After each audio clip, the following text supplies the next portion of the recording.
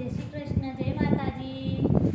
જો મારા હસબન્ડને પાટણ ગયેલા ને તમે પટોળું લાવવાનું કીધું તે પટોળું તો ના લાયા, પણ આ ઘઉં મલ્હારથી ઘઉં અને ચોખા બે લઈ આવ્યા.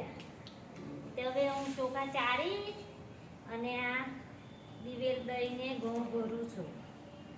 તો 5 મણ ઘઉંની અંદર કેટલું દિવેલ નાખવાનું તે મને જણાવજો, કેમ કે ખબર જ નથી કે કેટલા મણ ઘઉંની અંદર કેટલા કિલો દિવેલ નાખવાનું હોય.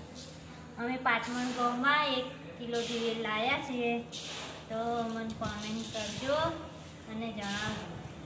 તો વધારે નાખવાનું હોય તો અમે પછી બીજું દિવેલ લાવીને નાખી દઈશું.